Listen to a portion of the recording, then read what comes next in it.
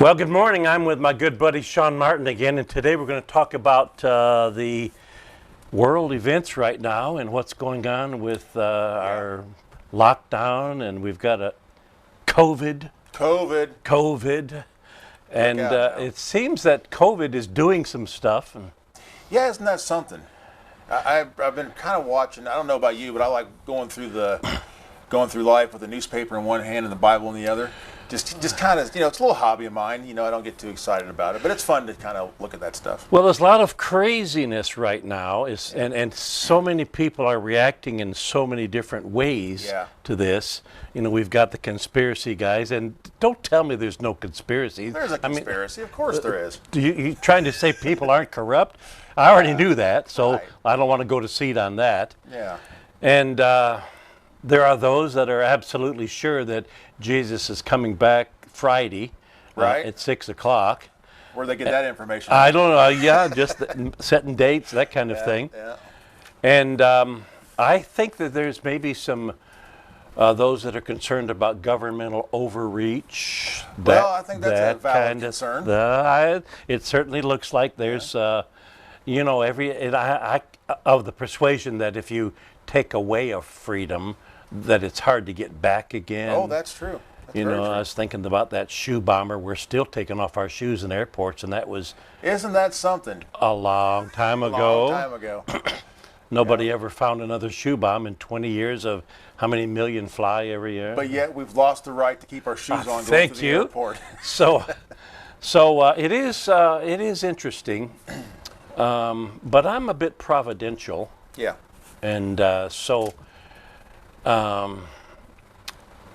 I look at things through the lens of prophecy and the lens of Scripture. Oh, yeah. Try to. Mm-hmm. And it kind of puts things in perspective. Yeah. If you don't do that, you go crazy. Right. I think perspective is is the word of the day. What's your perspective? If it's a godly perspective, it really helps keep your wits And if about it's a you. godly perspective, what really should we be thinking? And how do we measure all of that and that kind of thing? So let's talk around prophecy and a little bit about and see how Mr. COVID fits into God's plan. Where is he going to fit? Okay. So let's talk a little bit about the second coming. Okay, let's. Rumor has it he's coming back. Yeah, I think that's more than a rumor. In fact, he said he was going to. So there's a little phrase over somewhere. I think it's in 1 John. He that shall come will come. Will come. I like it. Right. I like that too. Yeah. So what are some things right now that are on your mind that seem to be setting the stage for the second coming prior to COVID? Right. So any great event of God that's on its way or is about to happen, it seems like it casts a shadow of things to come. Okay. So what we're on standby for is the tribulation. I mean, the tribulation is scheduled. It's going to happen. Agreed. I happen to be of the belief the rapture is going to happen first, and we won't be a part of that. However, I think what we're seeing now is some shadows of that great event, the tribulation. In fact, in Matthew 24, Jesus talks a lot about these shadows of things to come. He talks about things like pestilences. Well, we're having those all over the country. It's not just COVID. I mean, it's been going on for a while now. We've had Ebola, and because the Bible says pestilences, plural. Okay, so when we get to Matthew 24, one thing we notice is it's not chronological. That's right. That's exactly It's sort of a scattergun look at it, and people have said to me, well, wars and rumors of war, all that's been happening forever, and there's always been all that. However, there's the however. Okay, now we get to Ezekiel 37, and it talks about the nations that are the ones that will be prominent during the tribulation period. Right. And when those line up, and the pestilence and everything else, earthquakes. Okay. And so what we have is we've had these signs that Jesus spoke about in Matthew 24, one or two at a time throughout history.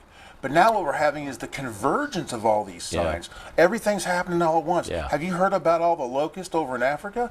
I mean, my I goodness. saw a video of those guys. They're chewing down the country. Yeah, You know, and you know anything that comes after the grasshoppers, it comes famine because all the food's gone.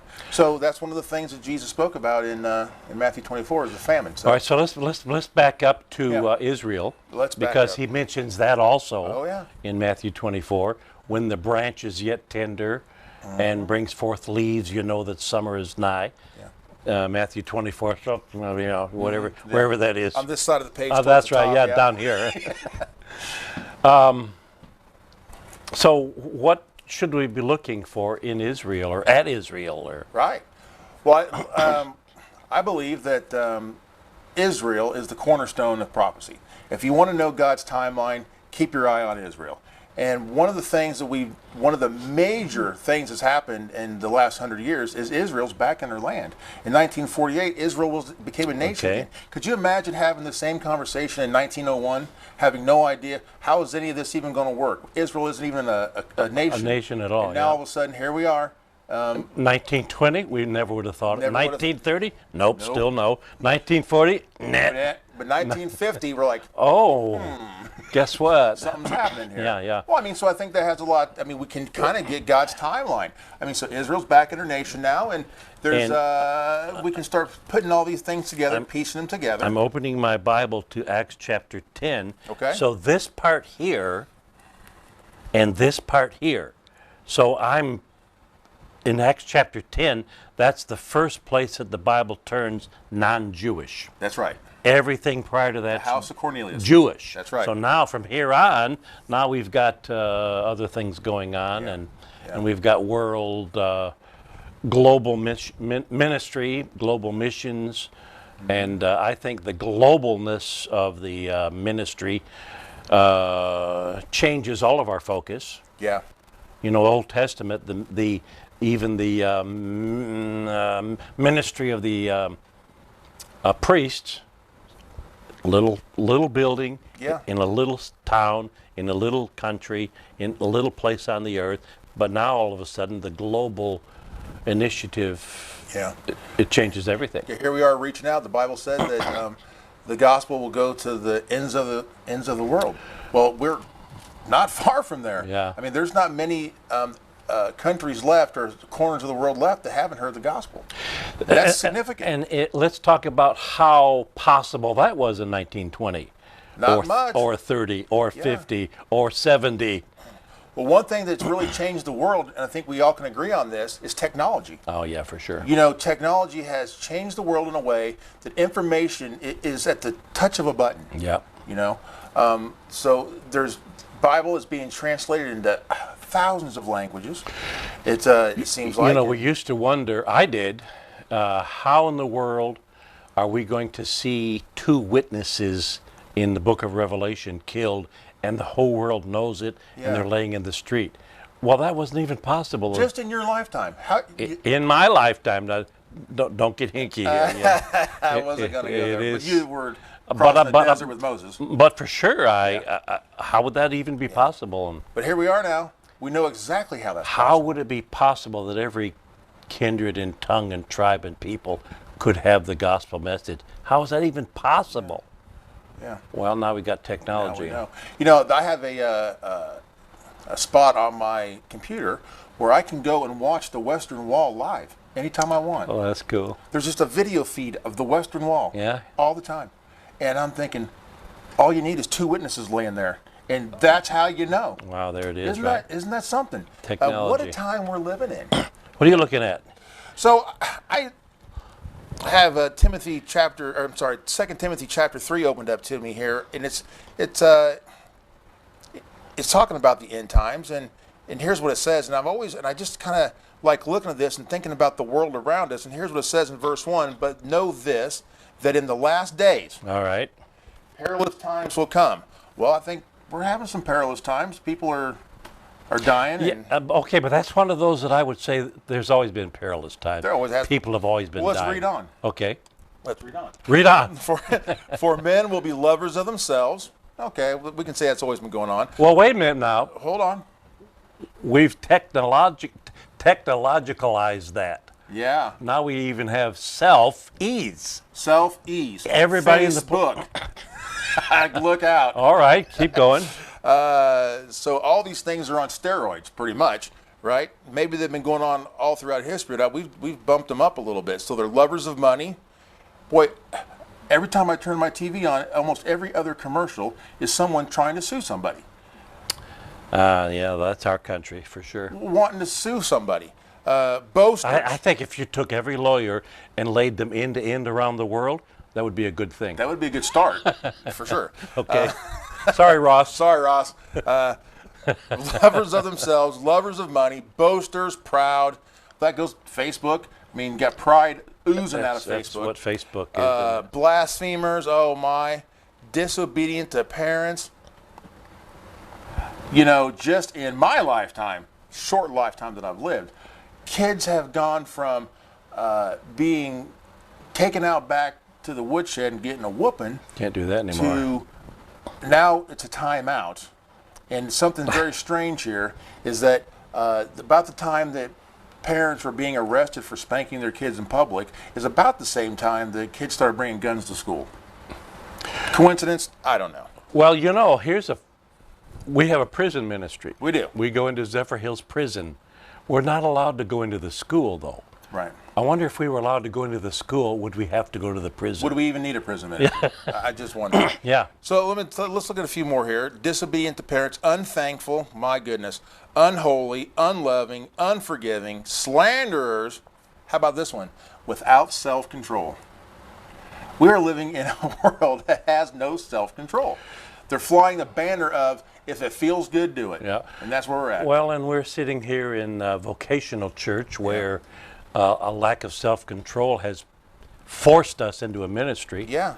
Because people can't put down the drugs. By the way, the word pharmakeia over in the book of Revelation, chapter 12, it talks about sorcery. Sorcery, and the root word right there is pharmakeia, from which we get the word pharmacy and drugstores and that kind of thing. Yeah, so that's directly related to the drug trade. All right, so speaking of drugs, let's talk about COVID. Okay. And some of the things that COVID has done to set the stage really for the Lord's return. Because it's really done some things.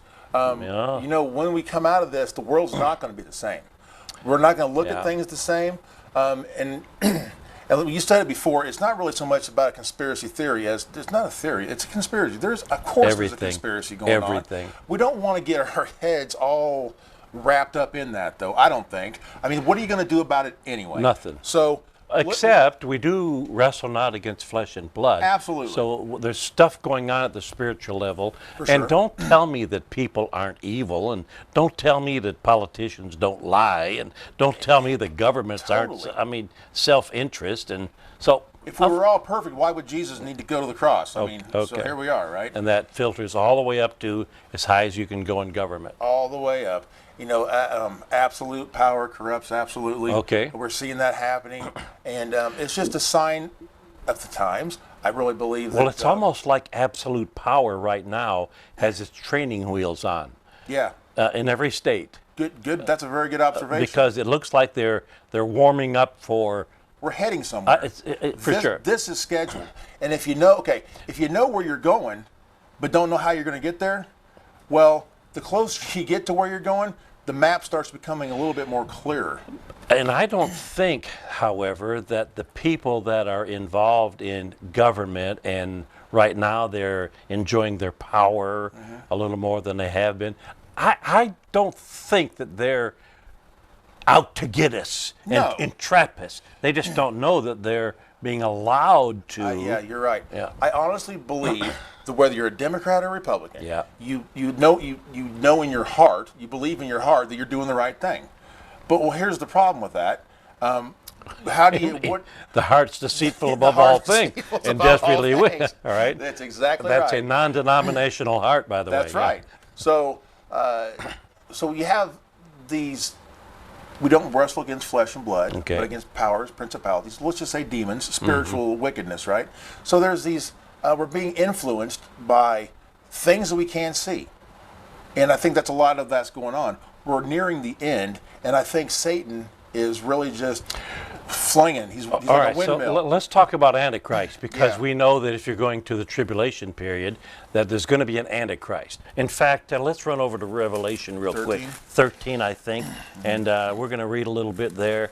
And I'm going to read because you're a terrible reader, and you don't read as if you want people to hear you.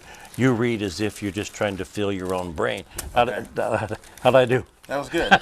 That's a good commentary as you're trying to find your spot. All right, so in Revelation 13, we have, this is generally accepted as the Antichrist, and Yes. the dragon in verse number 2, and we have a deadly wound in verse 3. We have people that worship the dragon in verse 4, and we have blaspheming against God and all of that.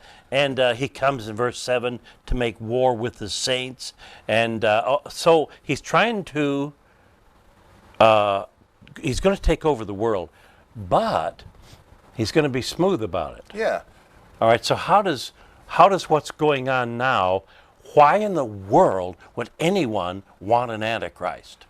Right. Okay. So I think you're exactly right. The Antichrist isn't going to have to force himself on anybody. I don't think so. I think people are going to be drawn to him because of certain circumstances that are lining up even now as we speak. Yeah. They're going to want to follow this Antichrist. So what's COVID done? Well, so now what we have is How about this word?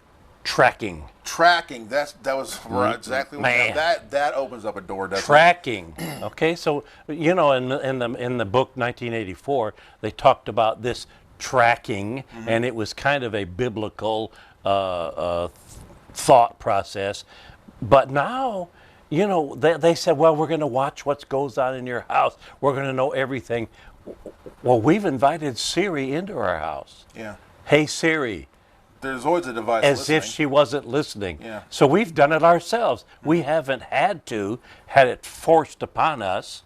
It's just cool and I techy, know, right? man. There, in fact, I saw a news article about a murder case that went on, that they had to subpoena Amazon, the Amazon Echo, because it's recording the whole time. Oh, boy. So a murder took place in front of this Amazon Echo, and they subpoenaed Amazon for the records to hear what happened. Listening to you all the time. How about that? All right, so I'm looking down here in verse 16 of chapter 13, and he, that's Antichrist, caused all, both small and great, rich and poor, free and bond, to receive a mark in their right hand or in their foreheads, that no man could buy or sell unless he had the mark of the number of the beast, and of course the number is 666. So here's the thing. I was just at the store the other day, and they forced me. They said, "Do you want a receipt?" I'm like, "Well, no. Well, you need to push that screen." So tell me, "No, you don't." I'm like, "You want me to touch this thing? You're making me touch this thing to get out of the store." But I started thinking, wow, how easy would it be if I had some sort of a mark on me, I can just wave it over a surface, never even have to come in contact with Well, it. I think that we're going to ask for that. Exactly. Because we're going to ask for COVID tracking. COVID tracking? We want to know who's immune, who's Yeah. not, who's got it, who's dangerous, where the hot spots are. And I think it might even make perfect sense. And we've all seen the chip We have. on the internet. Been around for years. One of my guys here that was tracking alligators. I know who wants to do that? Yeah, but he had a job tracking alligators, and he had the little tracking tablet with him, and it was about the size of a grain of rice, and you just inject it, and now they've got this electronic device. Well, that just makes perfect sense. Well, I don't want to be around a guy that's dangerous. Now think about this. And then there's a 6-foot rule, and they're even saying maybe we want to increase that to 10. Now, here it comes. Ready? Okay. Hold on to your seat. Here we go. If you wanted to track people from a satellite, you'd want them to be a little bit apart so their signal wouldn't blend together. That's fun. So what would have to be the world conditions to make us want an Antichrist? Well, we're going to have to be afraid. We're going to have to be afraid Fear, of something. okay. Because fear it's a driving force. Fear will drive you to do things you normally wouldn't do. Look at our country, right? Look at the world. The world. Right this second. With this COVID thing, the news. It's all fear-driven. Absolutely.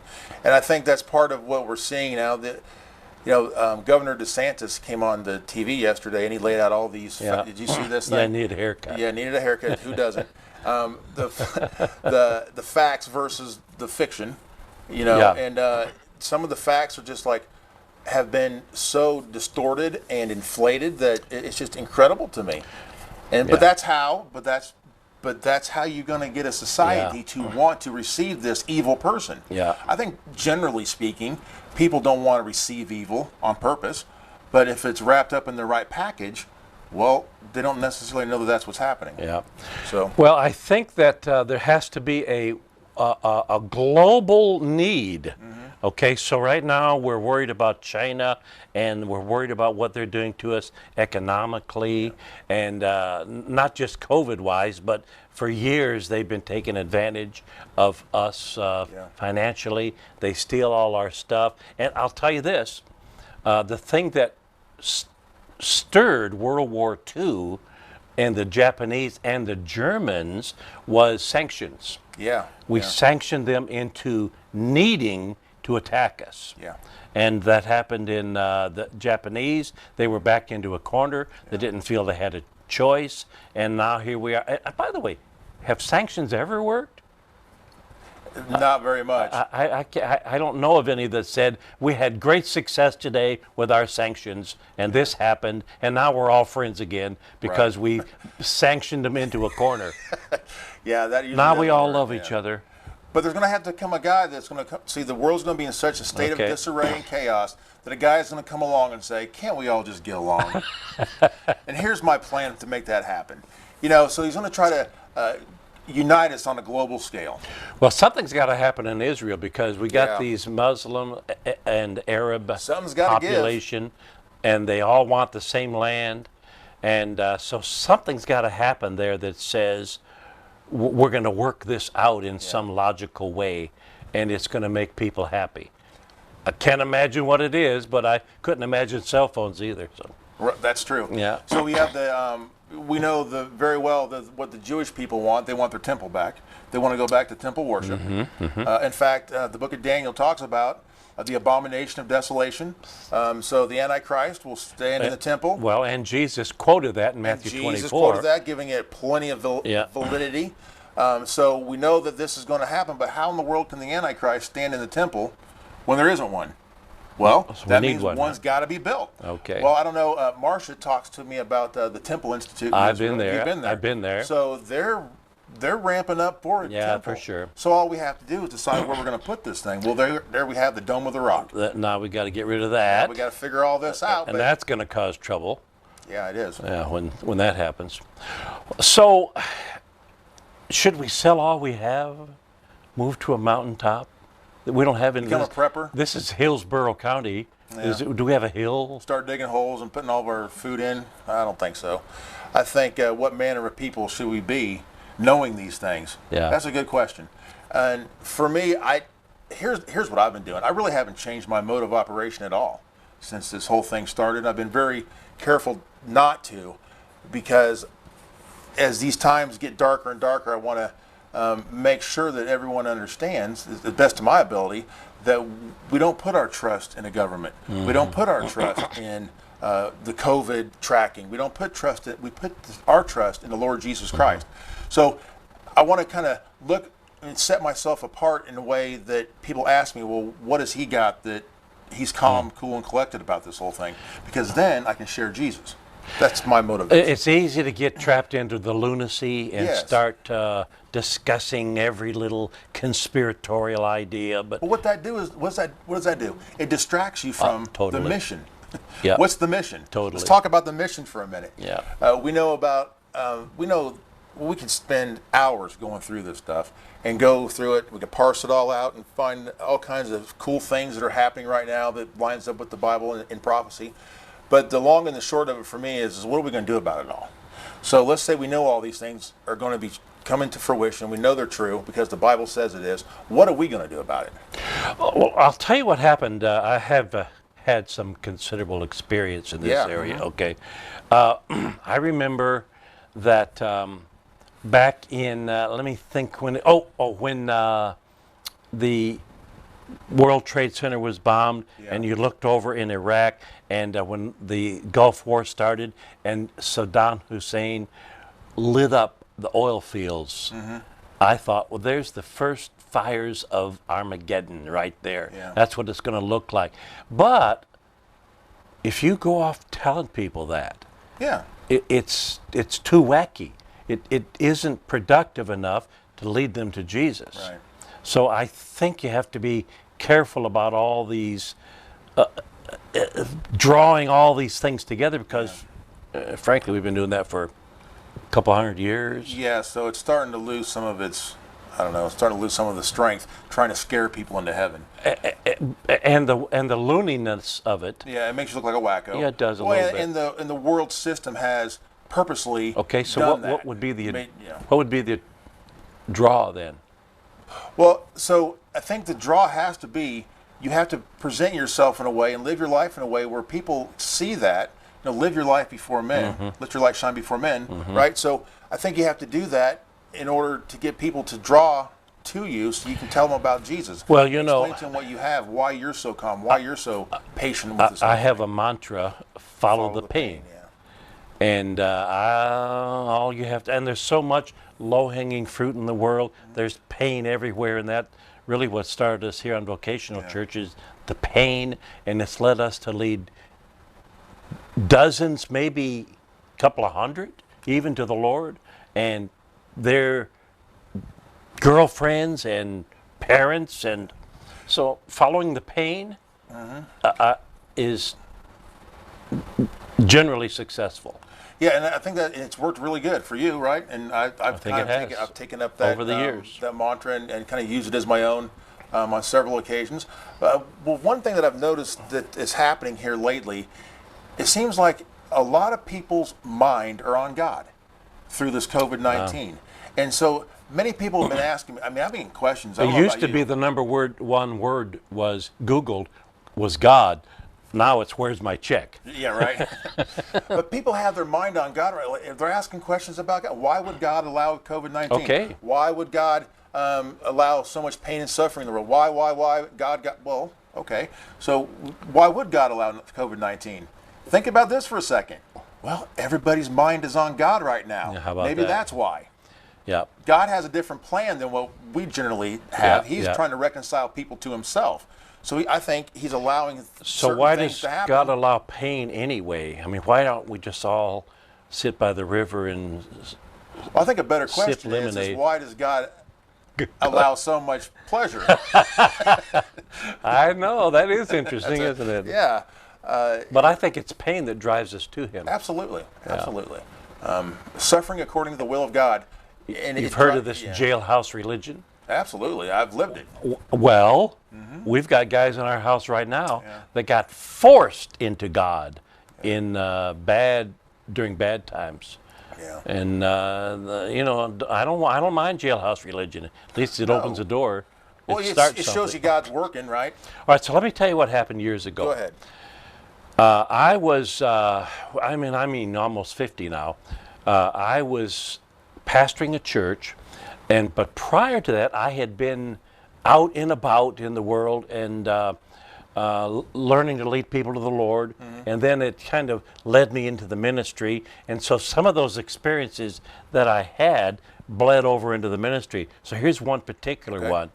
And so I remember years ago a guy named Bob Harrington. He was called the chaplain of Bourbon Street.